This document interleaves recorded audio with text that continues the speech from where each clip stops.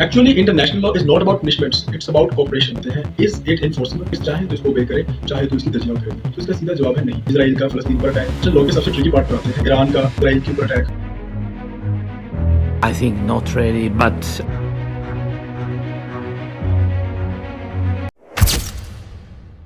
Welcome to Conspiracy Therapist, where we decode global politics, one concept at a time. और today's topic is international law. International law क्या है? International law क्यों matter करता है? Why does it matter? और actually states या countries इसको कैसे follow करती है? International law.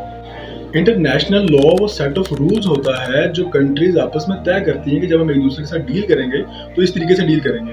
ये एक ग्लोबल गाइड है, ये ग्लोबल रूल बुक है जिसके मुताबिक कंट्रीज फैसला करती हैं कि हमें किस तरह से जंग में बिहेव करना है, हमें किस तरह से वॉर्स में बिहेव करना है, पीस में किस तरह बिहेव करना है, how we behave in trade, how we behave in diplomacy.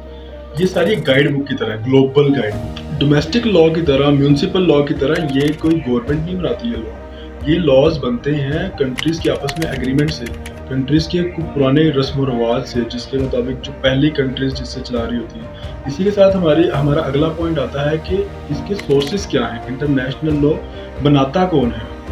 International law के तीन मेन सोर्सेज होते हैं। सोर्स नंबर 1 है ट्रीटीज। ट्रीटीज वो फॉर्मल एग्रीमेंट्स होते हैं जो कंट्रीज के दरमियान में होता है। फॉर एग्जाम्पल यूएन का चार्टर, ये एक फॉर्मल एग्रीमेंट है तमाम कंट्रीज के बीच में। इसी के साथ जो दूसरा सोर्स है वो है कस्टम्स यानी कुछ रस्म और रिवाज, कुछ पुराने तरीकेकार जिनको कंट्रीज बार बार फॉलो करती है और वो इंटरनेशनल लॉ का हिस्सा बन गया। तीसरा जो मेन सोर्स है वो है जनरल प्रिंसिपल वो लीगल आइडियाज हैं जो कि वर्ल्ड वाइड एक्सेप्टेड है। For example fairness, justice. अब हम बात करेंगे व्हाई डज इट मैटर, ये मैटर क्यों करता है। ये मैटर करता है मैं आपको ऊपर से बताता हूँ कि ये मैटर करता है जब भी हमने दो कंट्रीज के दरमियान डिस्प्यूट को पीसफुली सॉल्व करना हो तो इंटरनेशनल लॉ हमारे काम आता है। हमने जब ह्यूमन राइट्स को प्रोटेक्ट करना हो, जैसे हमने देखा रवांडा जीनोसाइड में और किसी भी जीनोसाइड के अंदर जब हमने ह्यूमन राइट्स को प्रोटेक्ट करना है तो international law matters a lot. उसके बाद ये बॉर्डर्स को, ओशंस को और एयर स्पेसिस को रेगुलेट करता है, उनकी एक लिमिट बनाता है कि किस हद तक वो एक्सटेंड कर सकते हैं या कहाँ पर जाकर उनको रुकना है।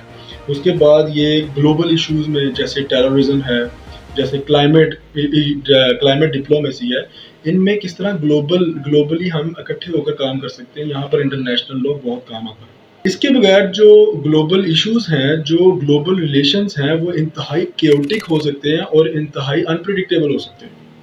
अब हम इंटरनेशनल लॉ के सबसे ट्रिकी पार्ट पर आते हैं, इज इट इनफोर्सेबल, क्या इसको इंटरनेशनल लॉ को इन्फोर्स किया जा सकता है। तो इसका सीधा जवाब है नहीं। इंटरनेशनल लॉ को इन्फोर्स नहीं किया जा सकता। कंट्रीज चाहे, स्टेट्स चाहें तो इसको ओबे करें, चाहे तो इसकी धज्जियां उधेड़ दें। जैसे हमने देखा इजराइल का फलस्तीन पर अटैक, ईरान का इजराइल के ऊपर अटैक। कोई भी कंट्री या स्टेट इंटरनेशनल लॉ को फॉलो क्यों करती है? इंटरनेशनल लॉ को फॉलो करने का इनका मकसद सिर्फ होता है दूसरी स्टेट्स के साथ अच्छे रिलेशनशिप्स को मेंटेन रखना, या अपने आप को सैंक्शन से बचाना, अवॉइड करना सैंक्शंस को, या इसके अलावा अपने आप की रेपुटेशन को दुनिया में प्रोटेक्ट करना कि हम एक रेपुटेबल स्टेट है। Actually international law is not about punishments, it's about cooperation. International law punishments के लिए बनाया गया, ये कोऑपरेशन को बेहतर करने के लिए, एक बेहतरीन अंदाज में डील करने के लिए बनाया गया। तो ये थी आज की quick guide on international law.